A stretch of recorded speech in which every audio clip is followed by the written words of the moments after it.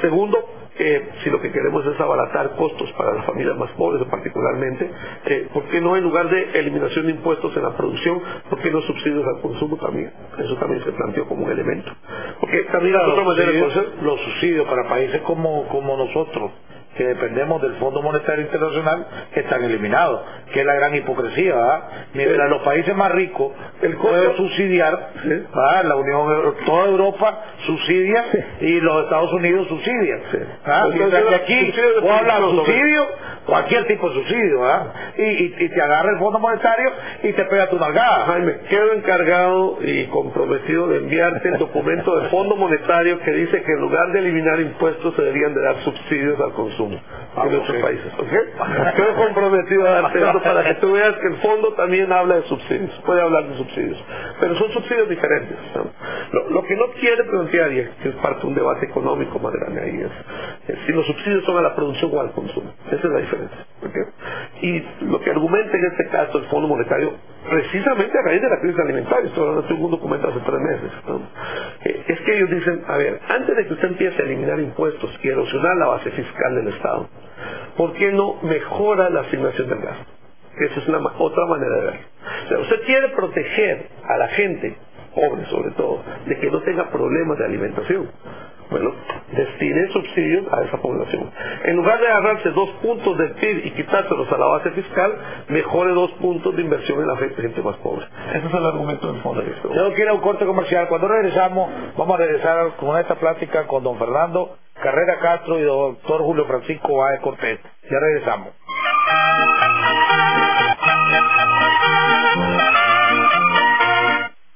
Bueno, amigos televidentes, estamos de regreso en la tercera parte de nuestro programa, hablando sobre el informe que va a ser presentado ahora sobre incentivos fiscales y su relación con la inversión extranjera. En un país, este estudio que ustedes hicieron, en un país como Nicaragua, donde por X o Y razones, pues no vamos a politizar el programa, ¿verdad? Las instituciones, la institucionalidad y el Estado de Derecho no tienen las más altas calificaciones, pongámosle. También se han descuidado los gobiernos en no invertir o no prevenir el alto costo del combustible, que ayer llegó ya a los 119 y pico, casi a los $120 el barril, donde a pesar de tener tantos recursos naturales, nuestro, ¿cuánto? El 60-70% de nuestra energía es producida a través de búnker, donde tenemos problemas de infraestructura, donde tenemos problemas de educación, porque no se ha invertido lo necesario. Hombre, algo de alguna manera tenés que compensar todas estas deficiencias, porque es como un círculo vicioso, ¿verdad? Entonces necesitas generar trabajo, porque si no el desempleo está altísimo. Para generar trabajo necesitas sacrificar. Cuando te sacrificas, uno de los sectores tiene que pagar, porque alguien va a quedar corto, pues, porque lo que le perdonaba al otro es plata, como decía Julio Francisco, que está dejando de recibir para invertir en educación, para invertir en infraestructura, para invertir en todas las demás cosas que necesitamos. Pero si no le das ese incentivo, te dicen el sector privado, el inversionista, no invierto. Y si no invierto, no genero empleo. Y si no genero empleo, tenés desempleo, o más desempleo, y tenés más desempleo, nadie come. Entonces, ¿cómo salir de ese círculo vicioso en países con la situación como está Nicaragua? Yo te diría que, para empezar, yo creo que un dato lo había dado antes Julio Francisco cuando decía que ese sinónimo entre incentivos y exoneraciones es parte del problema, ¿no? Pero yo diría un poquito más grande todavía, el sinónimo entre estimular la competitividad de una economía y generar precisamente a partir de ese concepto de competitividad exoneraciones fiscales. ¿Qué es lo que dicen todos los estudios económicos sobre competitividad? Porque si no tú quieres una economía sólida que pueda competir, etc. Porque los factores críticos son factores como educación de la fuerza laboral, ¿no? Estado de Derecho, que acaba de mencionar, seguridad jurídica, ¿no? Seguridad en general, o sea, seguridad como un elemento importante, infraestructura y telecomunicaciones. ¿Okay? De esas, varios de esos bienes son bienes producidos como bienes públicos, como bienes producidos por el Estado. Educación, seguridad. No toda la infraestructura tiene que ser producida por el Estado, pero una parte sí. No toda la energía tiene que ser producida por el Estado, pero una parte sí. La generación particularmente es una inversión de largo plazo que es muy compleja de asumirla por el sector privado. ¿Qué pasa si yo digo que para estimular la competitividad yo voy a empezar a exonerar fiscalmente inversiones? Es un poquito como el cuento del que mata a la gallina los huevos de oro. ¿Qué es lo que me va a permitir a mí expandir la economía? Que haya esas inversiones estratégicas en la economía. Pero si yo le quito la base fiscal para poder llevar a cabo esas inversiones estratégicas, a largo plazo la economía se me va a caer. Entonces, ¿cuál es el contraste? Para hablar mal de mi país, Guatemala. ¿Cuál es la diferencia entre Guatemala y Costa Rica? En Guatemala fuimos responsables fiscalmente, una carga tributaria bien baja para que el sector privado pudiera ser muy competitivo, pocas inversiones en lo social para que cada quien busque en el mercado cómo satisface sus necesidades, inversiones en infraestructura algunas, importantes en energía y en carreteras particularmente. Eso va a estimular la economía.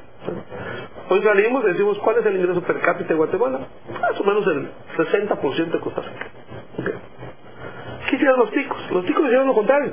Dijeron, vamos a cobrar un poco más de impuestos, vamos a endeudarnos, cosa que Guatemala nunca ha hecho. Guatemala tiene unas deudas más bajas de Centroamérica y unas más bajas del mundo. Vamos a invertir en infraestructura, sí, pero también en recursos humanos y en otras cosas. Y vamos a ver cómo nos va. Y al final los ticos nos llevan 40% o 50% más de ingresos. Ahora, ¿por qué, Julio Francisco, qué arroja este estudio? ¿Por qué en Nicaragua hubieron 200 y pico millones, 300 millones de inversión? Y en Guatemala 1.300, 1.200 millones. Cuando los guatemaltecos, el Estado de Derecho en Guatemala tampoco no es muy saludable que digamos. Mucho peor que acá. Allá si no tenemos muy buenos padrinos, está bien jodido, como decimos los nicaragüenses. Y si los tenés también. La seguridad en Guatemala tampoco no es muy buena, ¿verdad? Allá hay más carros blindados, creo yo, que en todo Centroamérica, y tenés que andar con unos equipos de seguridad porque el secuestro es un buen negocio. Sí, y otras cosas. Entonces, Nicaragua ofrece, pues, pongámosle la misma problemática en el Estado de Derecho de Guatemala. Menos infraestructura, tenemos mucho menos infraestructura que Guatemala. Tenemos una seguridad mejor, pues, la seguridad de Nicaragua es más saludable, más estable que Guatemala hasta el momento. Entonces, ¿qué es lo que arroja el estudio de ustedes? ¿Por qué hubo 1.200 millones de dólares en Guatemala y solo 300 millones de dólares en Nicaragua? Bueno, ¿Cuál es la diferencia? Bueno, el estudio te dice hay condiciones estructurales diferenciadas y hay ausencia en ambos casos de políticas, aunque cuando algunas políticas funcionan en un país, en el otro no, vale la pena detenerse. Ejemplo, Guatemala, habida cuenta de todos sus limitantes, está aproximándose a cálculos de lo que decíamos al principio del gasto tributario, está midiendo cuánto está regalando, cuánto está sacrificando. Eso de por sí es un avance. Yo lo vinculo sin la timidez tuya de no tocar esto para no politizarlo. Hay que hablar de las debilidades de este gobierno, hay que decirlo en esta materia, y yo lo voy a decir ahorita, ¿verdad? Y hay que vincularlo con esta propuesta que decía del COSEP. El COSEP puede tener una oportunidad interesante de ser propositivo pero estructural, con políticas. No venir a pedir una pichicateo, una gaveteo de un impuesto, ¿verdad?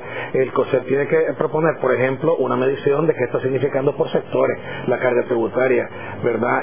Pero datos, para con ello justificar una propuesta. Segundo, el COSEP tiene que ir pensando en la región, ¿verdad? Estamos en un proceso de unión aduanera. ¿Y cuál es la posición de Nicaragua? ¿Va a ser la secreta del gobierno? Como en efecto hasta hoy ha sido. ¿Cuál va a ser la posición de la nación frente a un proceso que ya nos lleva? Y es un hecho, y que sabemos de una manera, a una libre circulación de mercancías. ¿Qué es eso? Que no van a pagar impuestos solo en el destino, al IVA. ¿Qué quiere decir eso? Eso es profundo, eso hay que analizarlo, y ahí está el sector privado. Esa propuesta hace parte, fijémonos qué interesante, como algo dijo el gobierno recientemente, y que ha pasado desapercibido, y es que están preparando el informe de desarrollo humano, algo así como el sustituto del plan de don Enrique Bolaños, Plan Nacional de Desarrollo.